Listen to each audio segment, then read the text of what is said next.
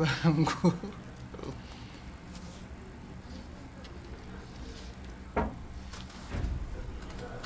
Kwaniriza nnyo mu programu ya leero obulamu.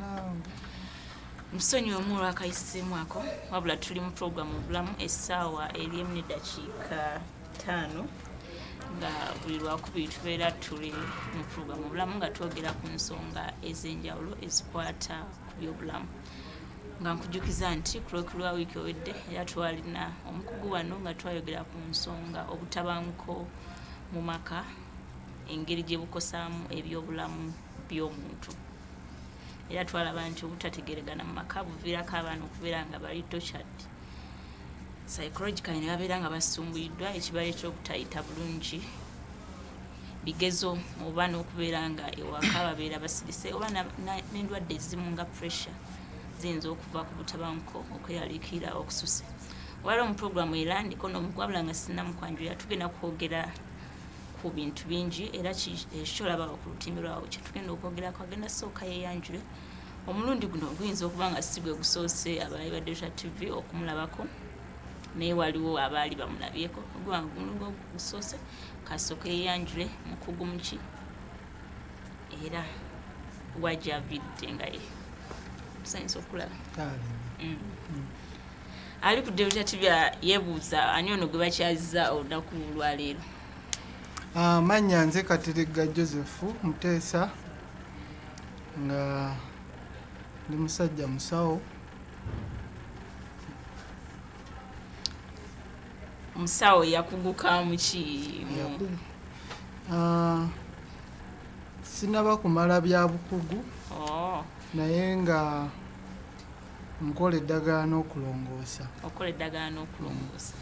Ye yennyini kyetugenda osimbako essiro lwaleero kyekyo ekiri ku lutimbo awo ekikulukuto. Bingi bizze biyitinga n'ebiiseeko ng'ebya Pastor Bujingo okulaba nti ekikulukuto kye kibadde kiyitawo ennaku zino. Engeri mukyala we yavaayo n'ayogera nti ddala kituufu alina ekikulukuto ebbanga erivuddeko eyo, era naye yennyini mu lwatu yavaayo n'ategeeza nti yamala ne mukyala we emyaka 10 ng'alina ekikulukuto. N'ategeeza abantu embeera gye yayitamu nga mukyala we alina ekikulukuto nga okumugulira ebyokukozesa ogeza nga cotton pads bye muntu byalina okwesabika ng'alina ekikulukuto.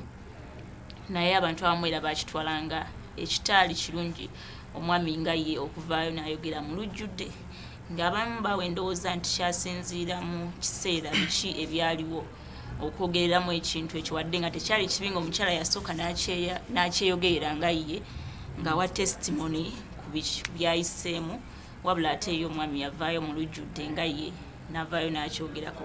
Emyaka 10 egyo gye yayitamu era abakyala bangi beekalakaasa nga bagamba kye yakola tekyali kya bwenkanya.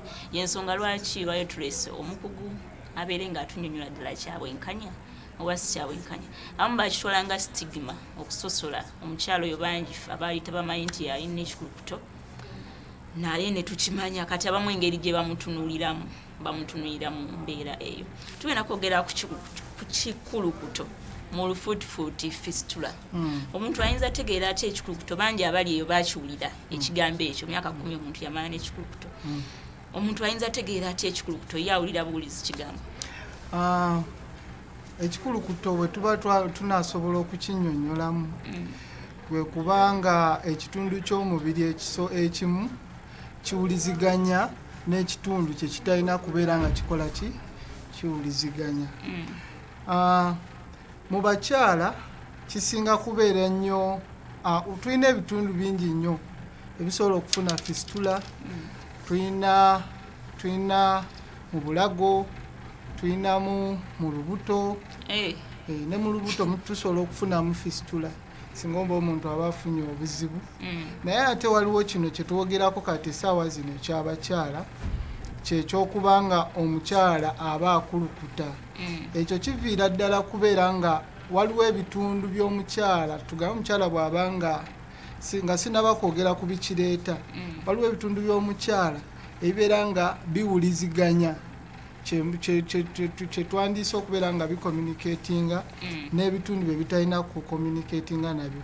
Kati ng'ebitundu by'omukyalo ebyekyama mu bukyala bw'omukyala nga buwuliziganya newafulumira obukyafu oba oluusi ng'akawago kabeera kawuliziganya newafulumira obukyafu neweesanga nga ebintu ebiyitamu bintu byonna byonna nga bwe bijja nga bisobola okubeera nga biyitamu buyisi kwe kuva nti ekintu kikulukuta lwa nsonga nti kiba kiyitamu buyisi tekirina we kisibira tekirina kwegamba sisitimu eba yakyuka. Omwawulidde ekigambo kikulukuto okitegedde mubadde mukirowooleza mu bakyala bokka naye buli muntu yenna asobola n'abasajja babirina kisinziira mbeera ki gy'okifuniddemu. Tugenda simba esswaliro ku kikulukuto mu bakyala era gwe mulamu oguli awo nga tuze ku kikulukuto mu bakyala biki ebisinga okukireeta?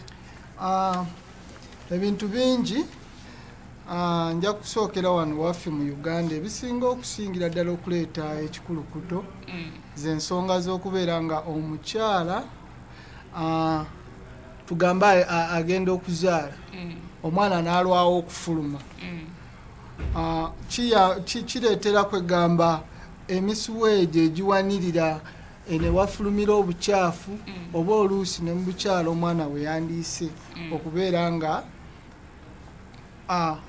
wabotoka kankuyite kubotoka nebaba nga basobola okuyitawo ebintu yemu ku nsonga esooka. Waliwo ensonga ezo endala ez'okuba nga abakyala tebeekebeza bo bennyini. Fistula eyo wano muffe mu nsi zaffe ezikyakula tugitwala ng'endwadde abamu bagisinga kugiyita ndwadde ey'ekyavu. Lwaki nti weesanga nti omukyala tasobola genda na kumukebera bulungi nga bw'omanya amalwaliro gaffe abamu gabali wala abalala waliwo abakyala b'osanga nga afunye olubuto naye najja olunaku lwagenda okuzaala oba oluusi najja nga n'omwana afuluma oluusi ng'afunye n'okukosebwa kungi newesanga nga oluusi eri munda omukyala akoseddwa oba newesanga nga mu bino obutabanguko obuli mu maka oluusi balwanye n'omwami we oba afunye obuzibu newesanga nga omukyala akoseddwa. Newesanga nga waliwo n'abaana abawala abafumbirwa nga bakyali bato ne batandika okugenda mu nsonga ezo ez'okwegatta oba oluusi naye n'afuna olubuto naba nga tasobola kusindika mwana ate naba nga tagenze na ku ddwaliro mukebera newesanga ng'akoze eki ng'ayisiddwa bubi. Ensonga endala gye njagala okusembyayo y'ensonga y'okubeera nga omukyala talya bulungi. Yes, kyetwandiise malnutrition nakyo kireetera omubiri okubeera nga emisuwa egyo si minywevu bulungi newesanga nga n'amagumba gennyini tegagumye kusindika bulungi mwana n'abeera nga afunye ekikulukuto n'obubenje n'ebirala bingi nnyo. Oyogedde ku ky'okubeera nti abakyala abamu tebagenda kwekebeza ne bw'aba akifunye nga bukyali tagenda kwekebeza wakulaba ali matigga ag'okukifuna nogamba nti kyabaavu abamu bakitwala ng'ekyabaavu bwe bakiyita terukitwale nti amalwaliro agamu ga bbeeyi okukebera endwadde ng'ezo. Yes, in fact obwo tebwandibadde nnyo na bulwadde bw'amaanyi kubanga tulina guidelines zetufollowinga ng'abasawo nti omuntu waba afunye obuzibu bwe buti mukwate bwati. Omukyala ne bwajja nga alina ekikulukuto kiba kyangu nnyo okumukebera n'olaba oba afunyemu okubeera nga okulumizibwa ne mumukebera ne mumuyamba mangu waba nga waliwo awabomose ne mutungawo bulungi waba nga kyetaagisa okulinda oba oluusi nga yabeerayo dda ne wabeera nga amaze ebbanga ddene nga kyetaaga okuwa obudde obukyafu ne bufuluma ne mulongoosaayo bulungi ne muddamu ne musibawo. Naye weesanga ate kibeera nnyo ne ku nsonga y'abakyala nti weesanga nti abakyala bo bennyini kwegamba bulinga ng'obulwadde obubanyiga nga bo oluusi batya okugenda mu malwaliro nga baswala naga waayi nkwegamba kiringanga ekyo n'akyesigaliza n'agamba kansigalewo neme kugenda nekimunyiga naye nga tagenzeeyo. Kati oyogedde ku kyokubeera nti abakyala abamu basigala eka ne batagenda mu malwaliro kwekebeza n'okubeera nti amalwaliro agamusiga bbeeyi agamu ga bbeeyi. Abasawo bo tebavira, waliwo nekiwakonyeko nti omukyala omumu agenda mu ddwaliro leeti ng'omwana ali kumufuluma tagenze wadde kunywa ddagala mukebera mbeera ki gy'ayinza okuzaaliramu, naye abasawo bo tebalinaako we balagajjalira okubeera nga baleetera omukyala n'okufuna ekikulukuto. Nako katera okubeeramu newesanga nti waliwo n'ensonga gye saakoonyeeko. Fisitula ezimu ziva ku bakyala be babeera nga balongoosezza. Newesanga nga bamulongoosezza bubi oba oluusi yafunye katiya ketuyita okuyulikako naye oli n'atakalaba ne kabeera nga mwekali naye ng'oli takeetegereza kubeera nga akatereeza. Kwegamba nakyo kibaamu obulagajjavu wakati w'abasawo okubeera nga yeekenneenya omulwadde, kubanga omukyala tugambe kati abakyala nga azadde tuba oba olina omwetegereza okubeerawo awo essaawa ebbiri ezisooka neweetegereza omwana neweetegereza ye kennyini omukyala bw'ali. Ekyo kikuwa obudde okumanya nti omulwadde wange ali atya. Kati abasawo abamu tebatera kukikola ate oluusi bwesanga nga n'abalwadde baki bangi newesanga nga omusawo avuddeko n'agenze kwoli. Kati obuntu obumu obwo ne tusobola kukola ki kubulaba mangu naye ng'era eyo nja kugitwala nti nsobi yaffe ng'abasawo. Buli omu alina ensobi kirabika obutagenda mu ddwaliro nga bikyali okunywa eddagala okukebera embeera ki gy'oyinza okuzaaliramu wamu n'abasawo okubeera nga balina okufaayo eri bamaama babeera bazadde oba batannaba abali mu prosesi y'okuzaala. Ali ku Delta TV tuli mu kwogera ku nsonga ya kikulukuto mu bakyala. Ekikulukuto tekiri mu bakyala bokka, ekyo nina okutegeeza ne mu basajja mwekiri na mu buli muntu kisobola okumutuuka ku kisinziira mbeera ki gye kimutuukiddeko. Tubadde twogera ku omuntu biki ebiviirako omuntu okufuna ekikulukuto mu bakyala. Singa mbeera ndi mukyala kintwalira bbanga ki katusooke ku bubonero nsobola kulabira ku kinti ddala kino kyandiba ekikulukuto sindwadde endala. Ekisooka ensonga ezandyanguye katugambe nakugambe tulina ebika bingi. Waliwo okubeera nga ebitundu obukyala bw'omukyala buwuliziganya ne wafulumira obukyafu. Kati bw'oba nga omuntu afunye ekikulukuto bwe kityo ensonga ebintu byasobola okulabirako okuvaamu ekikka ekiwunya obubi kubanga eri wavaayo bukyafu. Kati omukka ogwo gwonna guba guyitamu buyisi. Ekyokubiri y'ensonga y'okubeera nga n'obukyafu bwennyini buba buyitamu ne buggukira eno gye butalina kuyita. Waliwo n'ekirala ne wesanga nga era obukyala bw'omukyala buwuliziganya n'akawago ne wesanga nga n'omusulo gukola ki guyitamu buyisi.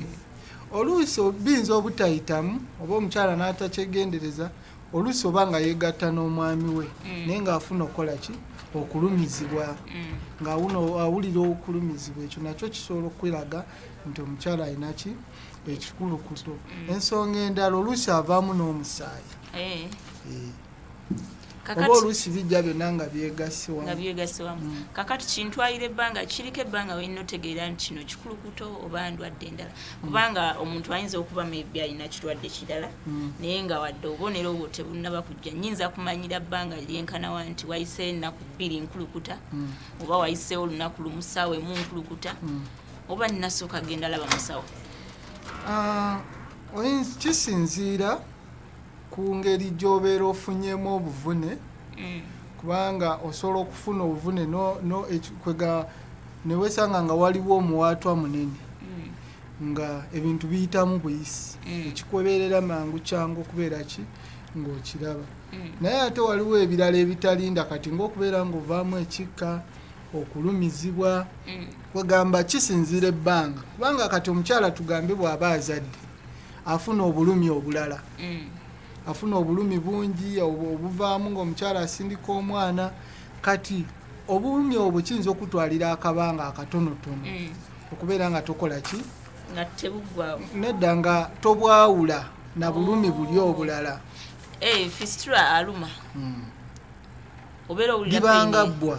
libanga bbwa kubanga liyuza ennyama eyo ebeezibyewo mu bitundu ebyo tekikoma tobeera kubeera nti okulukuta wabula ne payini egirako kakati wayogedde ku kyekikka okubeera ng'ovamu ekikka ekimunya ekikka ekyo kibeera nzakiwulira nzekka oba n'abantu abakulinaanye basobola okukiwulira bwe kiba nga kiyitawo kubanga kati omukogo gubeera guwunya nnyo omukogo guva naddala eri ewafulumira obukyafu gubeera guwunya nnyo kati n'abantu abakulinaanye kyova abakyala ab'ekikulukuto tebatera kubeera nnyo mu lukale babeera bbali era kyovola abantu abamu babasosola nnyo ne weesanga nga babatuuza bbali oli n'agamba abamu bakikiriza nti okubeera n'ekikulukuto obeera bakuloga obeera wakolimirwa ekitali kituufu si kituufu ekyo si kituufu kya bulwadde oba kyambeera buba bulwadde obujjawo okusinziira ku nsonga ze twannyonnyodde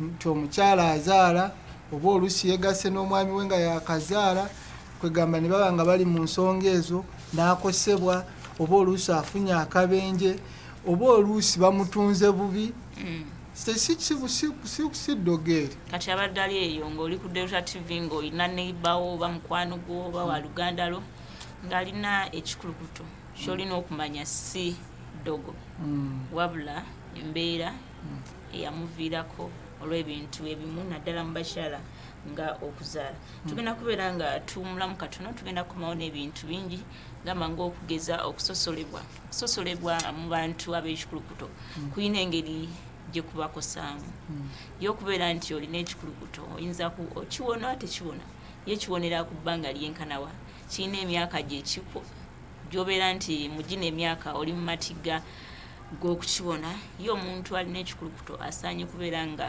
yeekuuma atya aleme kubeera oba nga avaamu ekikka ekyo ate abantu batandike okumusosola tugenda beera nga tukomawo tovaawo